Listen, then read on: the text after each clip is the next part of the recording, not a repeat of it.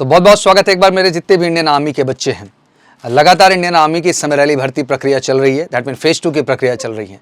Phase 1 done हो चुका है। बहुत सारे बच्चों का रिजल्ट आ गया है। रिजल्ट के बाद उन्हें सच पता है कि फाइनली वो फेज 2 के लिए शॉर्टलिस्ट नहीं हुए हैं। और बहुत सारे बच्चे क्रमशः जो फेज 2 में अपीयर हो रहे हैं वहाँ पर भी असफल होकर उन्हें पता चला कि वो फेज 2 के लिए भी शॉर्टलिस्ट नहीं हुए हैं। और इस प्रक्रिया में बहुत सारे लाखों लाख कैंडिडेट हैं जो अगली वैकेंसी का भी क्रमशः इंतजार कर रहे हैं और वो ये जानना चाहते हैं कि एग्जैक्टली सर नेक्स्ट वैकेंसी की क्या एक्सपेक्टेशन है। देखिए नेक्स्ट वैकेंसी को लेकर जैसा आपको पता है कि फर्स्ट वाली जो साइकिल है वो 2 बैचेस का इनटेक ले रही है। 1 नवंबर जो बैच स्टार्ट होता है, दूसरा हमारा जो मई का बैच है। रैली भर्ती प्रक्रिया क्रमशः चलती ही जा रही है महीने वाइज और उसी ऑर्डर में पहले नवंबर वाले बैच के लिए सीट फिलिंग करेंगे, then they will do the set filling for the May vacancy. May की वैकेंसी के लिए ये चीज़ वो डन करेंगे। अब इन सब के बीच सबसे बड़ा क्वेश्चन है कि सर वैकेंसी कब।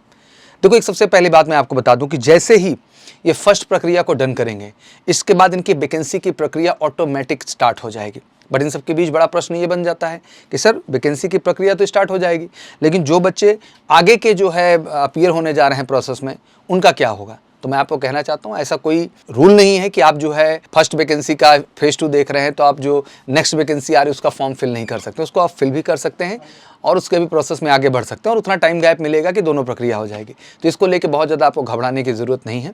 वैकेंसी अनाउंसमेंट इसी आधार पर हो सकता है फर्स्ट प्रक्रिया डन करने के बाद। बट कहते हैं कि अभी ऑफिशियली कुछ अपडेट नहीं, इसलिए बहुत ज़्यादा इस पर कुछ बोलना भी अच्छी बात नहीं है। और मैं हमेशा कहता हूँ कि कुछ ऑथेंटिक अपडेट होगी तभी इस चीज़ को लेकर डिस्कस करेंगे।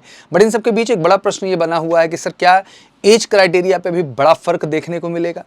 क्या सर वाकई में ह्यूज डिफरेंसेस देखने को मिल जाएंगे एज में।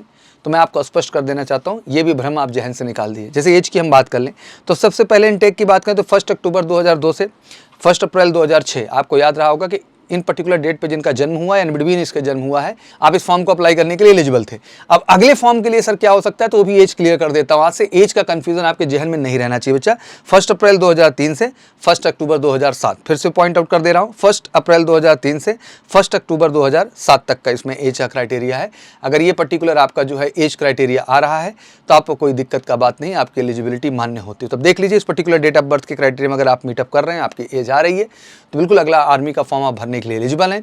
और अगर फॉर्म भरने के लिए एलिजिबल हैं तो सबसे ज़्यादा अहम हो जाता है तैयारी का बेहतर होना। जितने बच्चे हैं जो इसमें बैठे हुए हैं मैं कहना चाहता हूँ कि घर पे बैठे ना बेटा, तैयारी करें क्योंकि कंपटीशन का लेवल बढ़ता जा रहा है। हर फेज पे जो आप बाहर होंगे, जितने हमारे स्पेशली क्लर्क के, टेक्निकल के, नर्सिंग के, फार्मा के, एसईसी के, आरटी के बच्चे हमारे जो हैं स्पेशली जीडी में तो फेज 2 के भी स्कोर हैं। बट बाकी को मैं बताऊं तो रिटन ही कट ऑफ का आधार होगा और हर स्टेज पे कट ऑफ आएगी। आप समझो रिटन एक कट ऑफ आ गई आपकी, फेज 2 गए, फिर एक कट ऑफ आपकी तैयार होगी। वो कट ऑफ किस आधार पे होगी? लाजमी सी बात है आपके रिटर्न के स्कोर पे वो कट ऑफ होगी। फिजिकल तो जस्ट क्वालिफाइंग है ना बच्चा। अगर जीडी और ट्रेड्समैन को हम छोड़ दें तो इन द सेम वे तो मेडिकल पे भी अपने आप में एक कट ऑफ जनरेट हो जानी है। तो आप इस बात को समझो कि हर स्टेज कट ऑफ की है। तो फाइनली आपका रिटर्न का स्कोर ही आपकी सफलता का सबसे बड़ा कारण है। तो उसके लिए बेटा समय है, मौका है, तैयारी करिए। भारत के सबसे सस्ती फीस में ऑनलाइन प्रोवाइड कर रहे हैं one of the best teacher के साथ आपको। ठीक बच्चा, बिल्कुल MKC लर्निंग ऐप डाउनलोड कर लीजिए और कॉल कर लीजिए 9696330033 पर। या भैया ज़बरदस्त ऑफलाइन क्लास भी चल रही है और जितने बहादुर बच्चे आके सब जुट गए हैं, तैयारी कर रहे हैं। एक बार तो समय देना पड़ेगा, एक बार तो तैयारी करनी पड़ेगी। एक बार उस arithmetic, reasoning, GK, English, science सब पे अच्छी पकड़ बनानी होगी आपको और वही पकड़ आपकी सफलता का कारण बनेगी।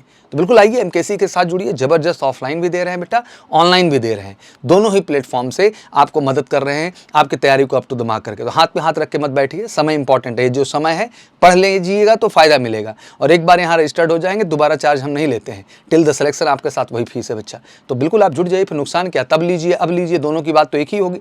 तो फटाफट इसको डाउनलोड करिए। बहुत ही सस्ता चार्ज में आपको हम प्रोवाइड करना ऑनलाइन, बहुत ही रीजनेबल चार्जेस में ऑफलाइन। दोनों प्लेटफॉर्म जिस पे कंफर्टेबल हो आप जुड़ जाइए और तैयारी में लगिए। डेट ऑफ बर्थ क्लियर कर दिया, दिमाग में रख लो। 1 अप्रैल 2003 से 1 अक्टूबर 2007 बिल्कुल ये डेट ऑफ बर्थ है। तो आप बिल्कुल तैयार रहिए इसके लिए और बिल्कुल आप कॉल कर सकते हैं बैच से रिलेटेड इन्फॉर्मेशन के लिए 9696330033। कॉन्सेप्ट क्लियर हो गया होगा। फर्स्ट भर्ती प्रक्रिया के बाद फॉर्म अनाउंसमेंट की प्रक्रिया शुरू होने जा रही है। जितनी जल्दी तैयारी में लग जाओ उतना तुम्हारे लिए फ़ायदा। और हमने कहा कि MKC से जुड़ने का मतलब टिल द सिलेक्शन एक ही चार्ज है, हम दोबारा चार्ज नहीं लेते हैं जब तक आप सेलेक्ट ना हो जाए। तो बिल्कुल सेलेक्ट होना है तो जुड़िए। Thank you so much. जय हिंद, जय भारत।